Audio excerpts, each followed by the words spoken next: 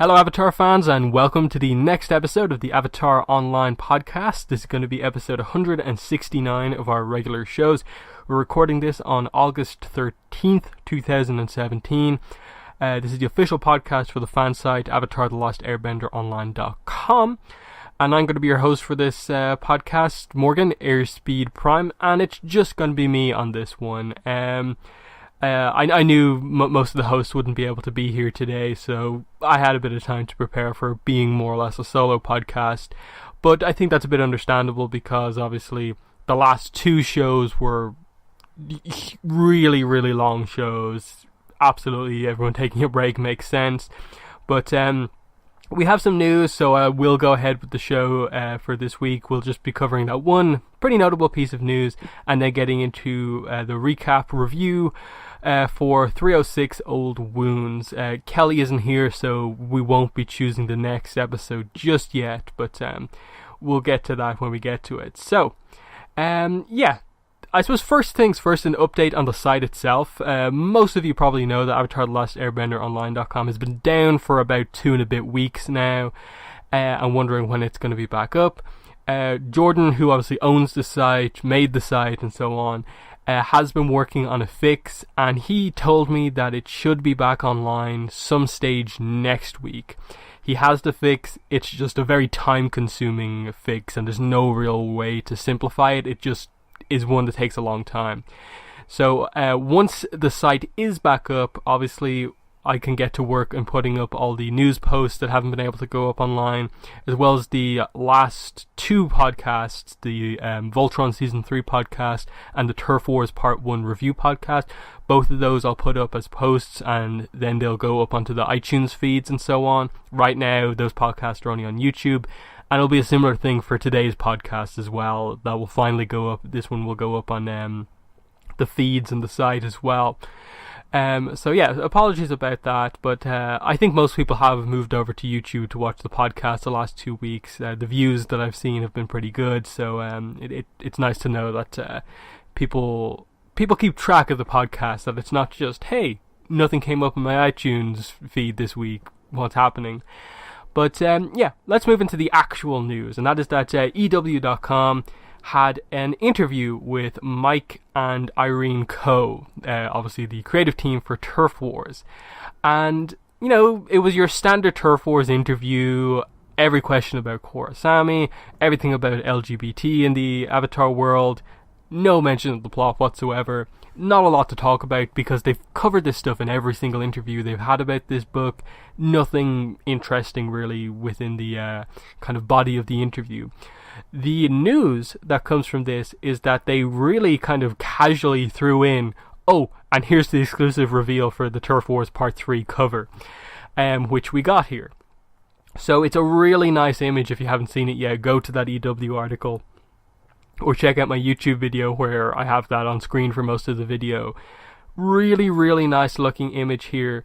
The big thing that people have been talking about has definitely just been that, like, if this is Heather Campbell once again on the covers, as we suspect, her art has really, really improved since like the last 2 covers. It looks really, really clean, and just with the amount of characters on the cover, the layout and how it's organized, I think it's definitely one of the more unique and interesting covers, you know, within the framework of most of the Avatar and Korra comic covers being fairly generic, just like characters on the cover, and it never really being anything too special.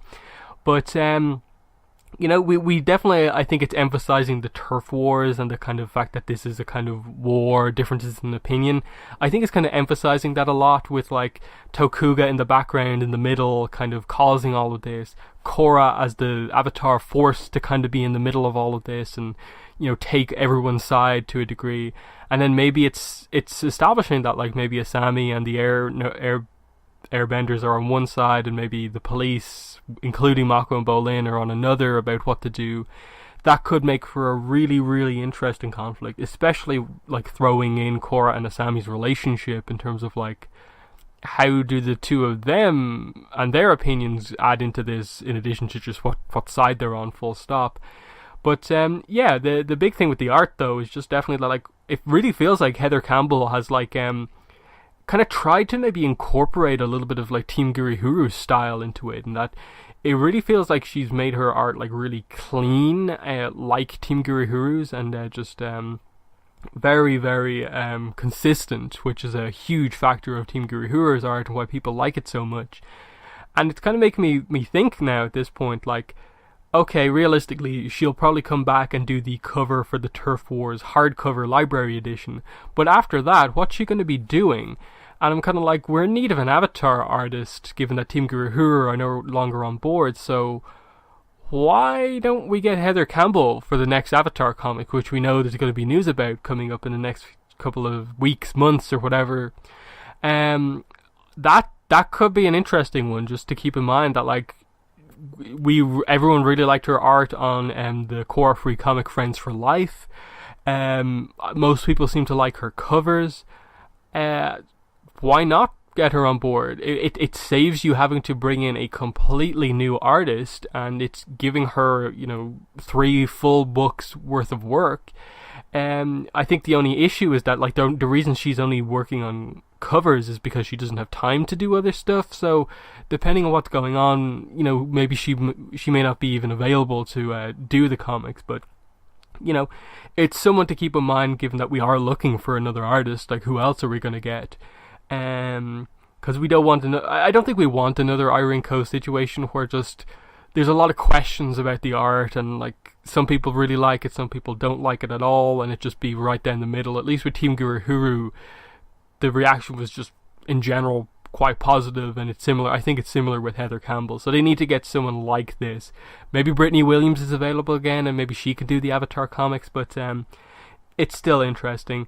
They say, Turf Wars Part 3 coming out this next year as well. So we basically knew that. There's no way the book was going to take, given that end of January is the release date for Turf Wars Part 2, there's no way it was going to take the full year to get the third part out. So, the release date was to be expected, even though we don't have a month just yet. I'd speculate probably June, July, and maybe that's even putting it a little bit later than it should be.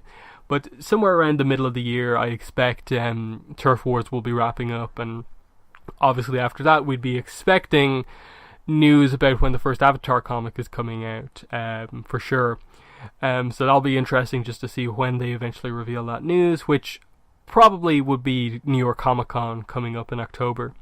So yeah, that's the news for this week. So in terms of listener questions, we don't have any for this week, but if you want to send in questions, we're always looking for questions. You can send them into the podcast, and we will make sure to answer them. It's not like we answer every single question. Like, obviously some questions it's just like there's nothing really to say about that, but in general, like, we're pretty open to answering a lot of questions. So there's been very few that we haven't ever included on the shows, so just be aware of that. So there's multiple ways to do so. Email address is avataronlinepodcast@gmail.com. That's probably the simplest way to do it. Everyone has an email. We have 2 Tumblr pages you can send questions into. I suppose 3 technically. You can send questions directly to me on YouTube. I'm Airspeed Prime on Tumblr. Also on Tumblr, avataronlinepodcast.tumblr.com and avatarthelastairbender.online.tumblr.com. All, including my own personal one, Airspeed Prime.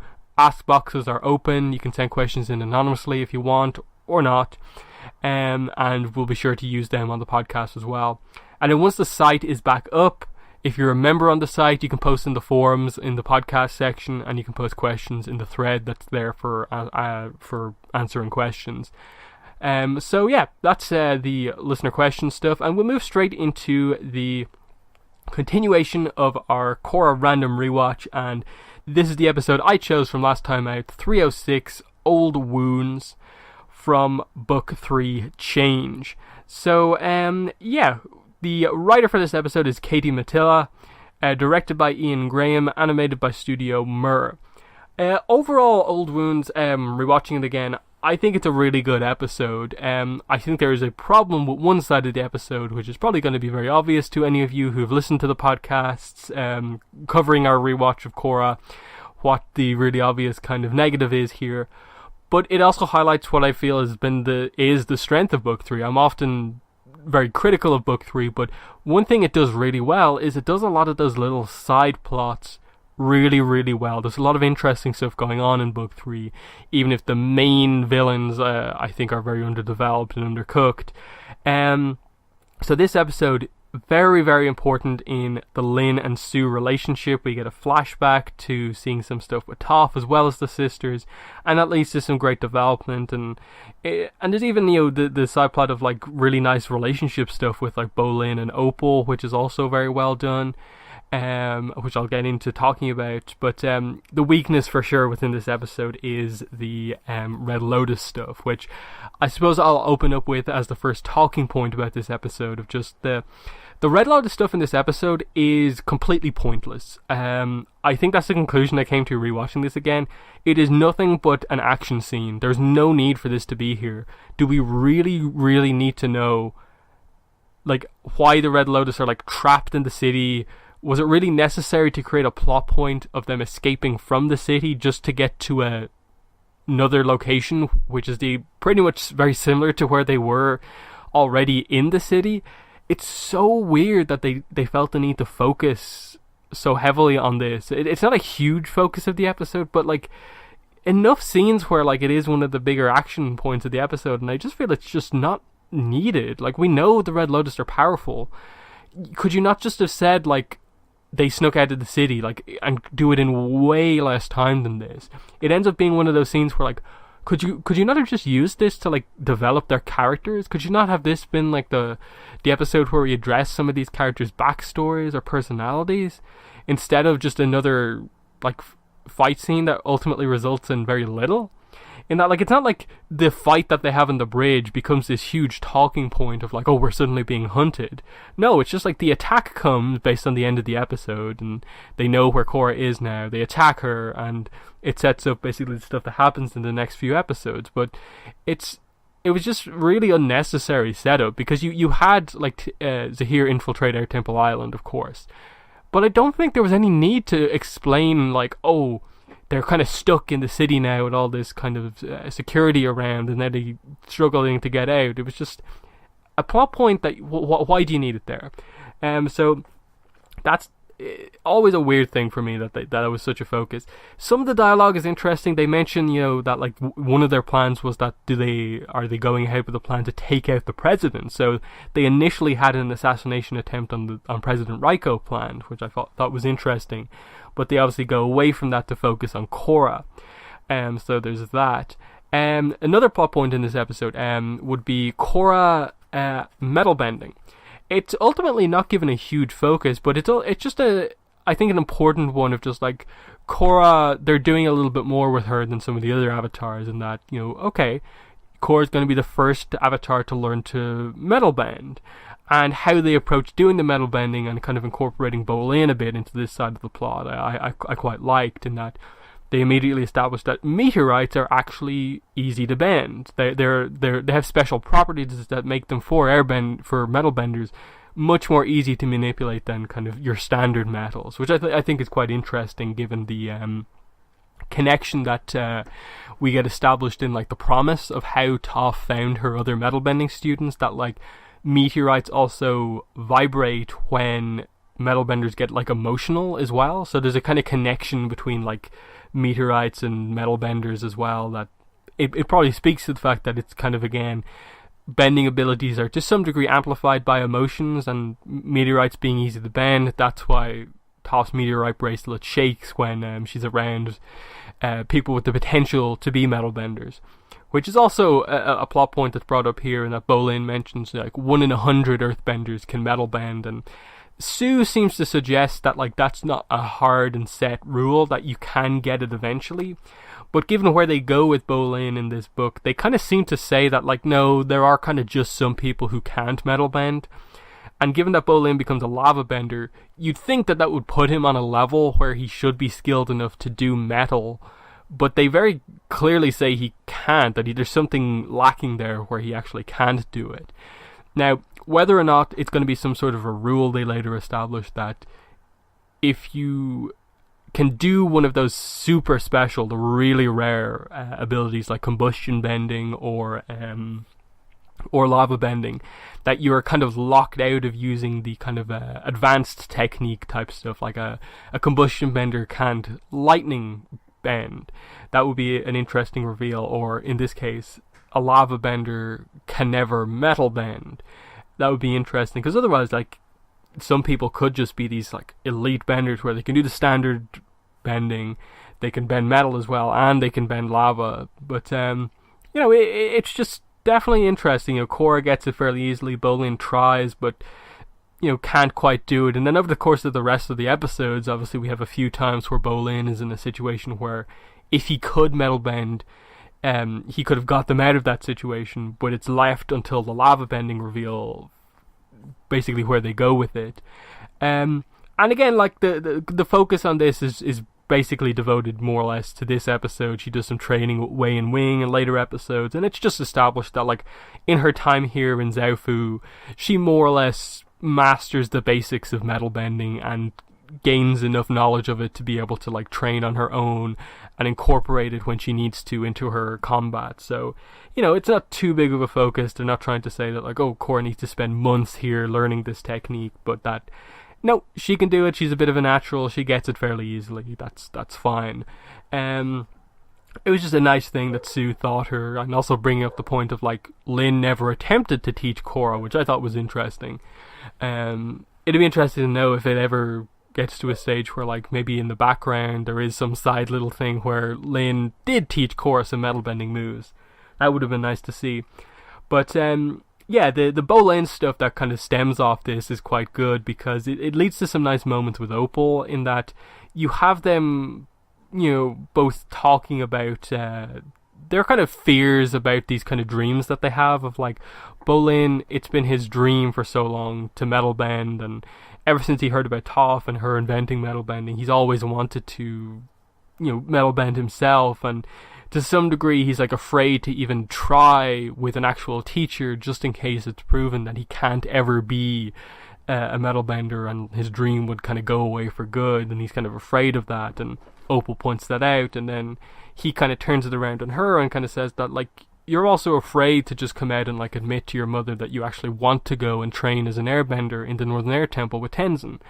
And she kind of admits that that's the truth. She doesn't want to kind of let down her mother and whatever plans her kind of mother has. She doesn't want to leave her family and disappoint Sue, and she's afraid of that. And they both kind of acknowledge that they've both been very supportive for each other. And I suppose for Bolin, who was previously, like, I suppose doubting it, that, like, he likes Opal, but, like, he's not usually the type of girl he tends to go for, and that he usually tends to go for the more kind of unique, kind of crazy characters, whereas, like, Opal is more kind of grounded. But ultimately, I suppose this scene is one of those ones that's meant to show that, like, no, here's someone who actually, like, cares about him, he actually cares about her, and they can, like, talk to each other. It's not just all of it, the craziness of, like, some random relationship.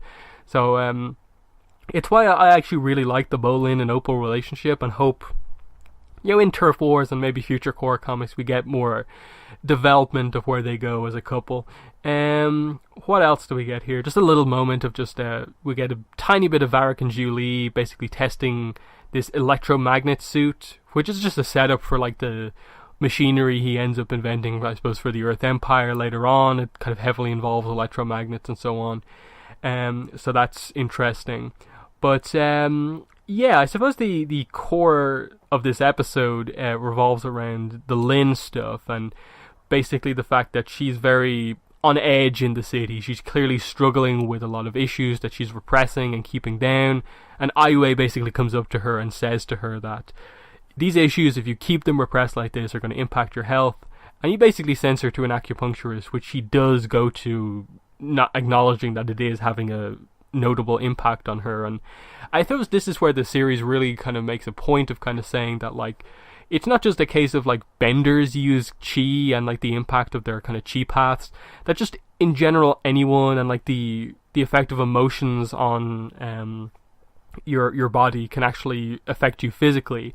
This is something that also you can, I suppose, retroactively apply to the likes of Zuko in, like, the Earth King, when he makes the decision to, I suppose, help Appa and kind of go against what he usually would have gone for, and how he kind of is basically unconscious for a while and then awakes from that a better person, which is kind of similar to what happens here with Lynn. She wakes up a much more not composed, but happier person, just because she's got this issues that she's been holding away for 30 years out now, and she's just past that, and she changed because of it. It's similar with Zuko, so it's just a nice one that, like, again, the chi isn't just all about bending as like an energy source. It is a thing that's very important in general within the Avatar world.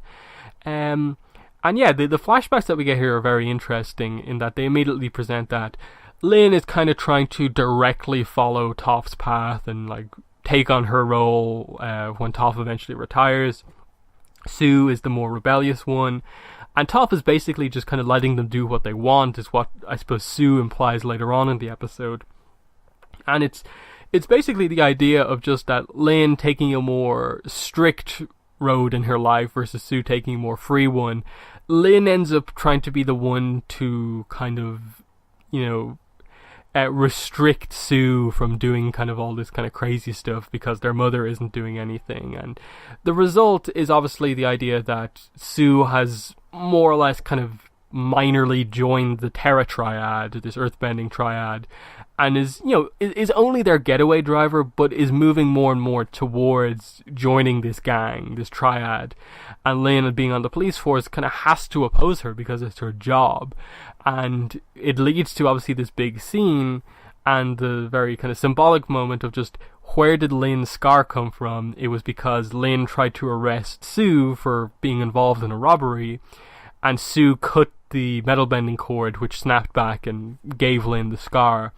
And this has always been this moment between them that kind of fractured their relationship so badly, to the point where they haven't really spoken in like 30 years. They haven't spoken, and it's I think it's a really well done scene, because obviously the result is that Toph is put in this situation where, through the dialogue later on, we get the idea that, okay, she was maybe planning on retiring soon, but this kind of forced her hand, that Toph more or less had to retire the year after this incident, because it just was really obvious that she kind of let one of her daughters get away with this. She forced her to leave the city and live with, Toph's parents, Poppy and Lau, but, that she did basically rip up this kind of report of her daughter being involved in this crime. And Lynn obviously did her role, even if it was against a member of her family, and that kind of explains, I suppose, to a degree, why Lynn very quickly became the police chief within the city, because she was very focused and didn't let some of that stuff get in her way. And it created this issue of just basically Lynn having a problem with Sue, not just for what, the scar, what it represented, but just that more so because, like, the issue between them is more so because of what Sue, being the way she was in the past, forced Toph to do, basically. That, you forced her to quit before she wanted to, and you've never, like, atoned for that, basically. And the result, when the fight happens and, like, we get to the the dialogue revolving around this, is that we get to the situation where Lynn is so stuck in the past that she hasn't, like, acknowledged that, like, 30 years have passed, people have changed, and she still wants Sue to basically, like, accept that she did bad stuff in the past. And I suppose for Sue, she's not completely, like, innocent in this situation, in that she kind of does use the excuse of I've changed since then to kind of, like, negate all this bad stuff that she did in the past, and has kind of used the fact that, Mom forgives me now, so it doesn't matter what happened in the past. She's kind of ignoring the impact that this event had on Lynn. And there, you can see the issue of just one has held on to things for too much, whereas one has kind of let the past kind of go away and has moved on from it a bit too quickly. That Sue has never really acknowledged and accepted that what she did was, like, really bad, and it did have a big impact, even if Toph forgave her. And then Lynn, in never attempting to talk to Toph or Sue about all of this, has just, it kind of has had a kind of somewhat negative impact on her life, and that when Sue brings up the idea of like, you're a loner and no wonder Tenzin broke up with you, that's what properly starts the fight. And the fight itself, I think, is really well done. They're obviously two exceptionally powerful earthbenders going at it, two very evenly matched earthbenders. Sue clearly has the advantage, and I think just her style, her connection with the elements, plus her having a bit of a more open mind and not being as like restricted, I think you would have to say that ultimately Sue is the more powerful bender of the two. But Lynn, I think, is probably so specialized in like police combat that she would be better off in some situations, even if Sue is perhaps the just overall better bender. So they're very evenly matched, and it leads to that really good moment where Opal steps in between them, and Opal's been presented fairly meek, not shy, but like that she's not the most forceful or anything like that. So it was interesting to see her just step up, blast the two chunks of earth that they had away from them, and just kind of say, like, you're sisters, why are you fighting? There's no need for this. And this is what causes Lynn to like collapse basically and sleep for 18 hours after finally getting all of this out in the open. And that's the takeaway from this, is just that it is a bad thing to hold on to like emotions, that important emotions like that, for too long, because it will eventually have this kind of physical impact on you, which I thought was interesting.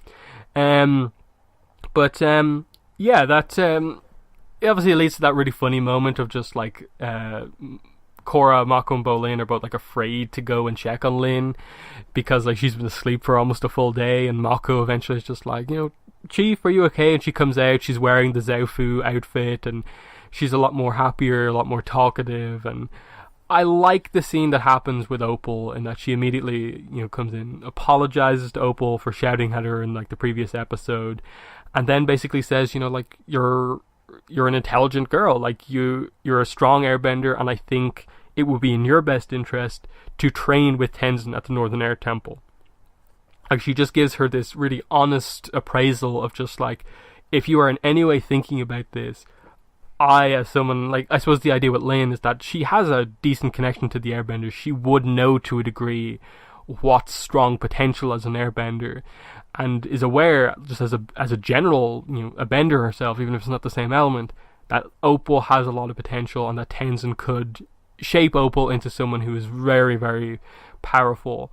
And that, the key takeaway here is that Opal needs to make decisions on her own, not based on what her mother wants her to do, which is more or less kind of the idea of like Sue and Lynn kind of didn't really do this. So just Lynn based her whole life around what Toph maybe expected. Sue maybe went against all of this stuff, whereas like Opal just needs to make her own decisions herself here, and she does come in and tell them that. And I like that they kind of cut away from it. They didn't feel the need to kind of, I think, repeat over similar ground, that the Bolin scene with Opal covered what she more or less was going to say to her parents, in that like the Opal and Lynn and the Opal and Bolin scene kind of covered what the Opal scene with her parents, the dialogue would have been, and all that was really needed was just that Opal is allowed eventually to go and train, and then Sue accepting that, like, she probably gave Opal too little freedom and maybe had too much expectations for something that she expected her to do, but was happy that Opal kind of spoke out and said what she actually wanted to do. And it leads to that really nice moment between Sue and Lynn, where they kind of both, basically the result of it is that they both note that their pasts have kind of shaped them into who they are now, in terms of like, one is the leader of this amazing city, Zaofu, that is like the pride of the Earth Kingdom in a way, and then the other is the very well respected chief of police within the city, that based on the past you'd think that they were in these awful situations, but that even though they have these issues from the past, and it seems like their family had so many issues, that the two of them eventually did come to be in very important positions. The leader of a town and then the leader of the police force in the biggest city in the world. That's, very, very notable. And that, without those issues from the past, would they be where they are now? And that even though maybe their mother was affected by some of the issues, that Toph is ultimately proud of both of them. Proud that Lin followed in her footsteps and became the chief of police, and then the implication is that Toph has actually been to Zaofu a few times and is very proud of basically a metal bending city, basically, and that's really, really interesting. What else do we have to say here? You do have the scene at the end where like Zahir meditates and like he's found Korra. The end takeaway of this in context is that Zahir was just in the spirit world talking to Ai Wei, who was also just in the spirit world, and Ai Wei is obviously in Zaofu and is aware that Korra's there. He's the one behind the scenes and has just told Zahir this. But again, the Red Lotus and what they were doing this episode was it was completely, bad use of screen time for the Red Lotus. They could have done so much more with the 3 or 4 minutes that they get in this episode. That could have been solid character development, just even fun character scenes for a few of the members, but they didn't do much with them at all. The triad stuff in the flashback is the only mention within the show of the Terra Triad. They've only since been mentioned in Turf Wars Part 1, very briefly. We don't really know all that much about them, because Turf Wars does the weird thing with the triads where it basically says that, there was so much chaos in Book 4 that like all the triads scattered apart, and then just Tokuga has basically, as leader of the Triple Threats, got select members of all the triads and has compiled them together more or less, except for the Creeping Crystals, which is a little bit weird. I would have preferred to get development on each of the triads individually, rather than just, the focus is on the Triple Threats again. Sorry. But, that's pretty much the core of this episode. The Lin stuff, it's a very notable episode for Lin, because she is a very, she's a much more kind of I suppose, calm character now. You understand her a lot more and get her attitude to things, but she is also a much more, I suppose, reasonable and understanding character after this because of what's happened. It's also you learn a lot more about Sue as well, and I suppose the idea of like what happened to her, of like she eventually had this crazy life going around the world, but eventually did settle down and create a very a place where everyone is like allowed to basically become as fulfill their potential, but still a very secure city that she eventually did settle down and have like a full family, which maybe wouldn't have been what you'd expect based on her past. The Opal stuff, I think it's very strong development for Opal in terms of her kind of where she goes as a character. I do wish we had got a little bit more follow-up in terms of like I would have liked to have seen her training at the temple before just getting captured. But it is what it is. Bolin, obviously this is heavy setup for the eventual lava bending reveal, which I thought was quite well done. And Korra also learns metal bending. It's just a nice little point in this episode as well. So overall, an important episode with a lot of good kind of bullet points in terms of what it adds to the series. Unfortunately, it's quite weak on the main plot side of things, which is the case for most of the episodes in Book 3, but again, it highlights the strength that a lot of the side plots are very, very well done in this book. The Airbender stuff, a lot of the little relationship stuff in the background is very well done. And that's 306 Old Wounds. So Kelly has the next pick, but obviously she's not here, so we can't do that. But when she's on next time, we will obviously get her pick for the next Korra episode review. But next week's podcast is going to be a return to the Movers podcast, and Greg had chosen the last one last time out, and what he has chosen is the anime FLCL, or Fooly Cooly, whatever way you want to call it. So we're going to be reviewing the first 2 episodes of that, and then I believe Harrison is going to have his first Movers podcast pick as well. So that's what's coming up next time on the podcast. And that's been the short, solo podcast for Avatar Online Podcast, episode 169. It's just been myself, Morgan, Airspeed Prime. So hopefully we'll have everyone back next week and going forward, and we'll bring up the Turf Wars Part 3 cover again when everyone's on again, just to get people's thoughts on it. And hopefully by that time we'll have Avatar comic news, which we're waiting and we're all really excited for. But yeah, that's been episode 169 of the Avatar Online Podcast. Thanks for listening, and bye.